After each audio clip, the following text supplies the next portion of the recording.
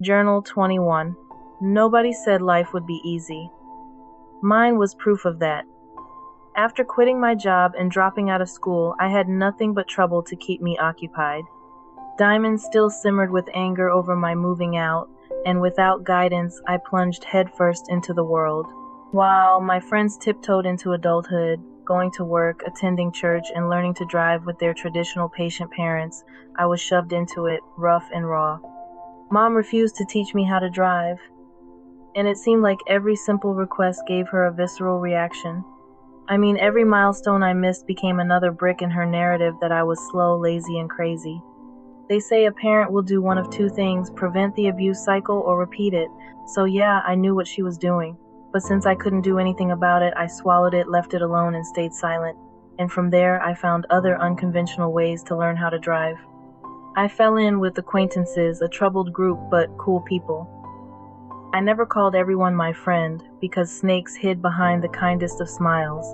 I knew a guy that stole cars for thrills. And because he liked me, he let me drive one of them. From there, at night, I'd cruise that stolen Jeep through empty streets, just to learn how to drive. The leather seats smelled of cigarettes and recklessness, but I didn't care. I white-knuckled it all the way until I got the hang of it. And I silently prayed the cops never caught me, because if they did, I'd be labeled a criminal. Things at home didn't improve. Outsiders started noticing the cracks in the facade, the slammed doors, the loud arguments. Mom didn't care. In her mind, we were the problem, never her. Then Pam entered my life. She saw how Nick treated me and was sympathetic. And so she took me under her wing and taught me to cook meals, something Mom never did. I held her kindness close, as though it were the only thing keeping me afloat, even if I only saw her occasionally. But Nick was relentless. He always found new ways to mess with me. It was like my pain brought him joy.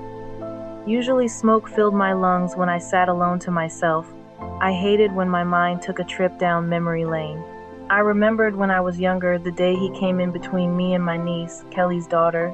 She used to visit sometimes. She loved me the way Dad loved me.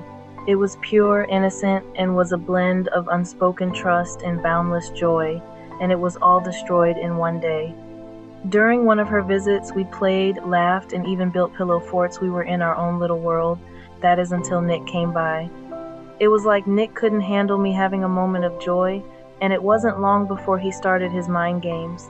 First he called her in the living room, laughing and joking with her, then he called me. And the moment he saw me, he yelled at me and demanded that I get her some ice water to drink. With her, he was all smiles, but with me, he was mean as ever. Divide and conquer was the name of his game. And in time, resentment festered, but it targeted her instead of him. Being a child with unprocessed emotions was a recipe for disaster. Because during her next visit, while we were alone, darkness seeped in. I snapped. It was like my hands had been hijacked, and all the pain that I had stored inside me was taken out on her. It was like my dark side took over, like I became someone else. After that, she never visited again, and of course nobody ever asked any questions. They just continued to label me crazy. Years later, I occasionally thought about what I did. It was a vicious cycle that nobody was addressing. They just gossiped and labeled me for every struggle I faced. Needless to say, that incident left my niece hurt, betrayed, and confused. She stopped loving me after that, especially after they poisoned her against me. To her, I was a crazy troublemaker, a stranger who happened to be related to her. And sadly, even she secretly took pleasure in my misfortunes. And at night, the constant question plaguing my mind was, why was I born into all this? That only intensified the level of my intoxication. My subconscious wanted to apologize, but instead I drowned that voice with every glass. During the day when I smoked, it took my mind off of things, even if it was for a moment. And yes, my subconscious choked, but I needed to hide from my pain. I didn't want to think about any of it.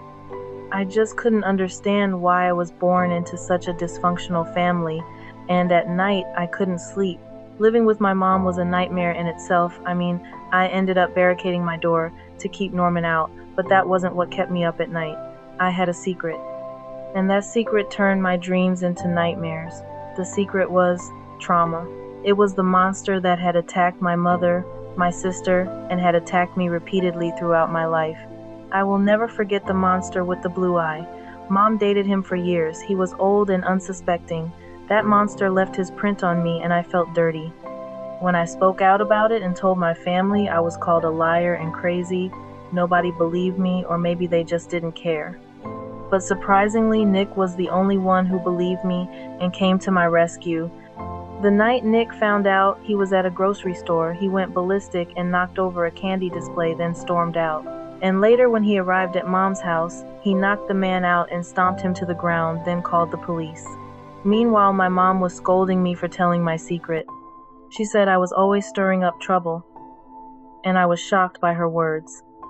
I thought for sure that she would be proud that Nick was protecting me. But no, she wasn't, and I felt betrayed and secretly felt rage. And from there, it was like I lost my voice. I didn't want to speak to anyone. So I started mostly living in my head. It was the only place where I felt safe enough to be myself. Thankfully, after that night, I never saw that man again, but the damage was done. I was undoubtedly thrown on a path to self-destruction. Journal 22. Staring down adulthood, I saw a cliff. I fell off it. Each day that passed, my subconscious dug up old memories that were long since buried. I didn't like where my life was heading, but I didn't know where to turn. Day after day, I smoked and had more drinks. I attempted to escape my pain, but when I sobered up, it was back. I was so young and foolish, but back then, I don't know what I did that made Nick so mad, but I remember when he told Norman to stomp me, but Norman told him no, that he didn't want to. But that's when Nick said that if he didn't do it, that he would stomp him instead. At the time, I was so confused. But then they both looked at me with furious eyes. Then it happened. They teamed up on me, and that memory alone kept my bitterness alive. Months later, Diamond was back. She forgave me, and we picked up where we left off. But now we had company. I was so happy when Diamond entrusted me to babysit.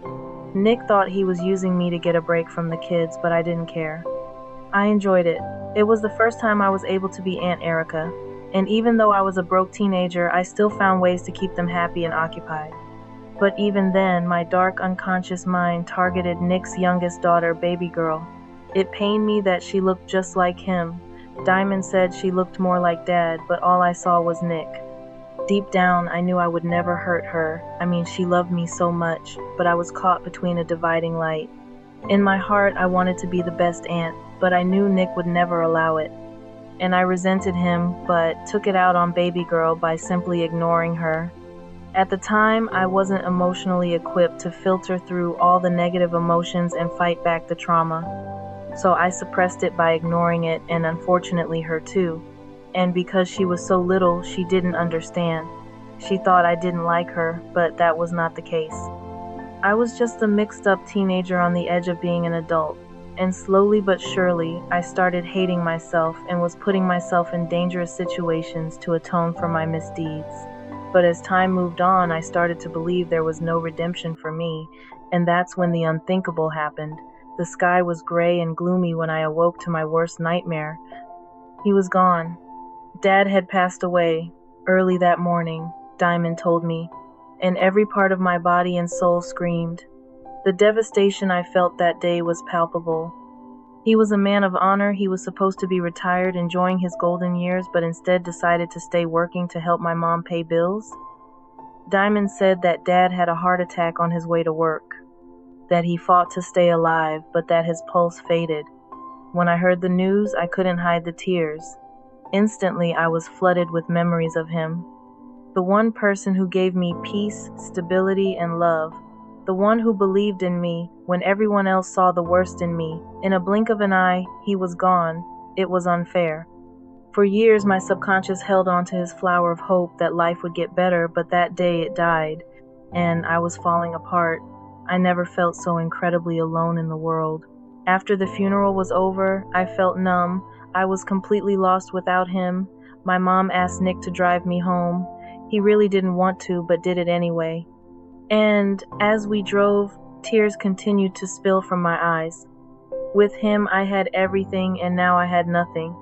I thought to myself, that's when he glanced at me with tears in his eyes and said, I don't even know why you're crying. He wasn't even your real dad."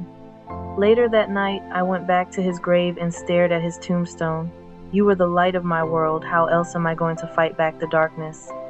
I thought. I kissed the last rose he gave me and left it on his grave, and silently vowed to keep fighting somehow, before walking away into the night, whispering, "I will always love you."